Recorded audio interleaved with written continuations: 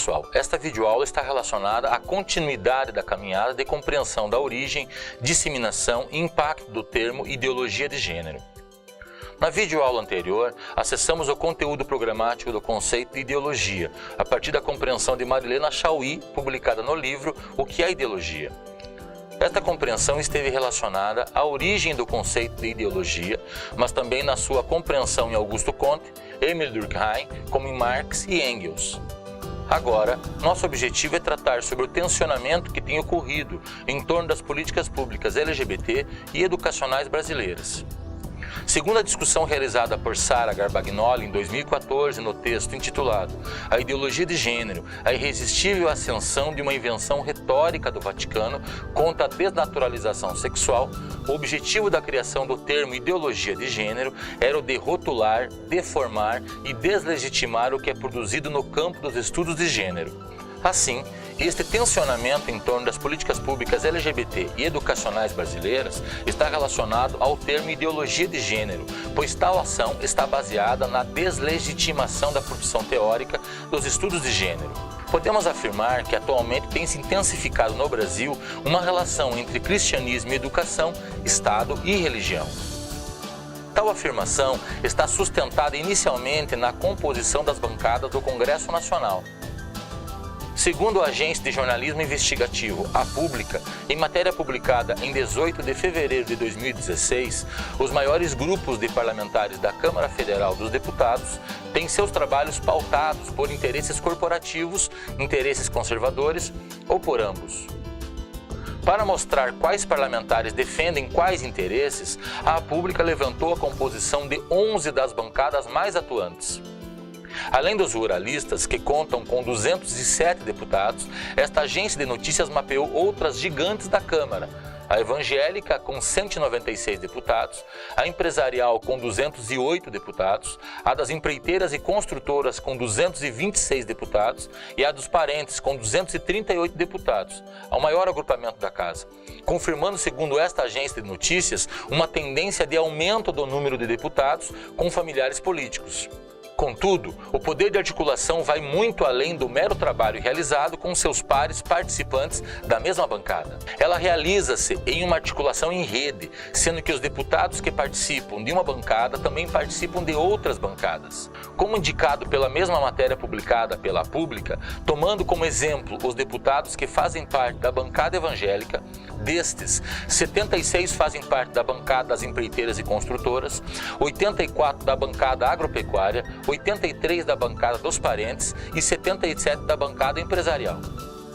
Tomadas em conjunto e dependendo dos interesses que guiam a ação política, podemos afirmar que a pauta de ação estabelecida por uma bancada pode ser aceita por outras bancadas, que seriam nesta configuração as gigantes da Câmara, ou seja, as bancadas evangélica, empresarial, das empreiteiras e construtoras e a dos parentes. Penso que podemos considerar que o debate envolvendo as questões educacionais brasileiras e também das políticas LGBT são tensionadas por essa articulação de interesses em rede. Tomemos como exemplo as discussões que ocorreram durante o trâmite do projeto do Plano Nacional de Educação, protocolado em dezembro de 2010 e aprovado em 25 de junho de 2014, com tempo de vigência entre 2014 e 2024. O Plano Nacional de Educação original era constituído por 10 diretrizes e 20 metas, criando um conjunto de estratégias de ação orientadas a grupos minoritários.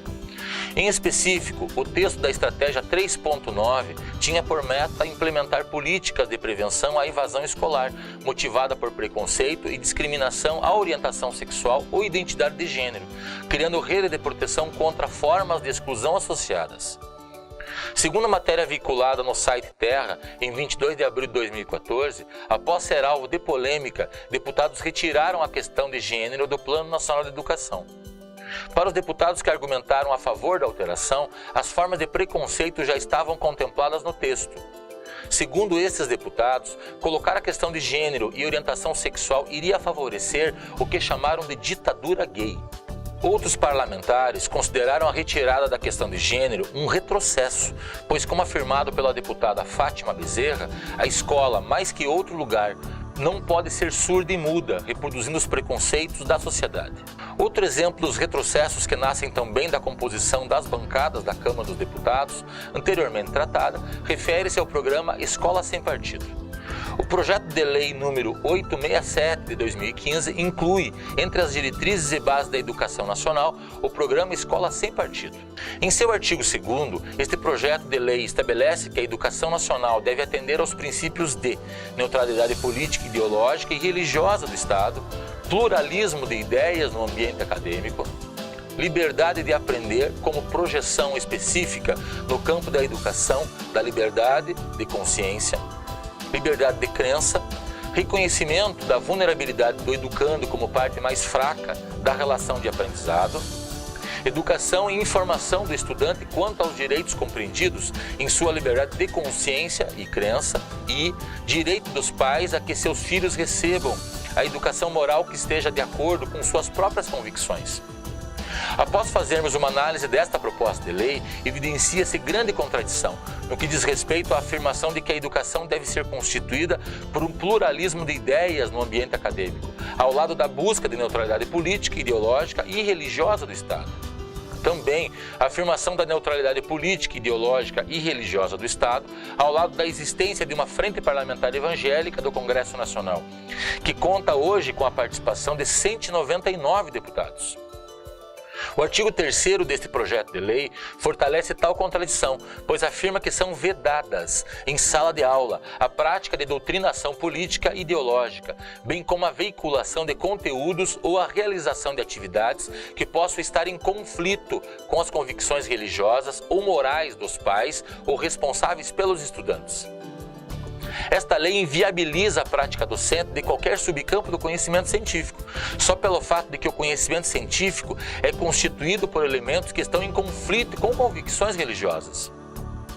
Este projeto de lei está baseado em uma teoria da conspiração, quando afirma em sua justificativa que, abre aspas, é fato notório que professores e autores de livros didáticos vêm se utilizando de suas aulas e de suas obras para tentar obter a adesão dos estudantes a determinadas correntes políticas e ideológicas, e para fazer com que eles adotem padrões de julgamento e de conduta moral, especialmente moral sexual, incompatíveis com o que eles são ensinados por seus pais ou responsáveis, fecha aspas.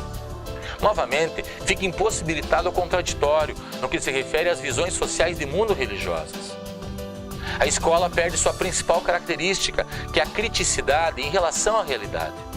Ampliando a problemática de tal projeto, o artigo 7º cria um terrorismo de Estado, quando afirma que, abre aspas, as secretarias de educação contarão com um canal de comunicação destinado ao recebimento de reclamações relacionadas ao descumprimento desta lei, assegurando o anonimato, fecha aspas.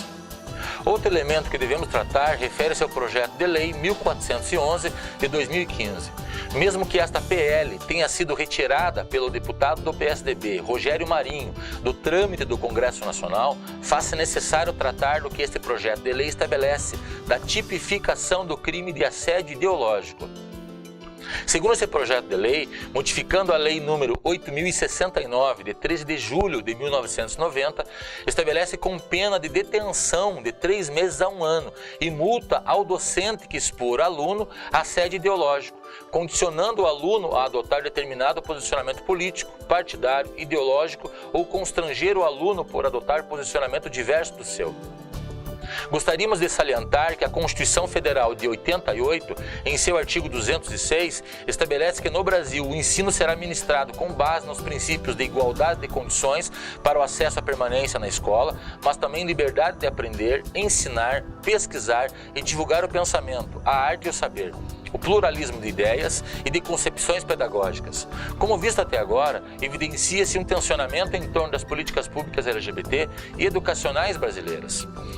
Falamos em políticas públicas LGBT pelo fato de que a ampliação do acesso e permanência de pessoas LGBT à educação brasileira pode ser considerada enquanto uma política pública. Compreendemos que toda esta guerra religiosa não é uma criação brasileira, mas está relacionada a uma temporalidade que data da década de 1990, quando do contexto de publicação e disseminação do livro Lexicon, termos ambíguos e discutidos sobre família, vida e questões éticas, e da criação, por este livro publicado pelo Vaticano, do termo ideologia de gênero. Assim, convidamos você para a próxima videoaula, quando estaremos tratando da origem e disseminação deste termo. Grande abraço e até o nosso próximo momento de formação.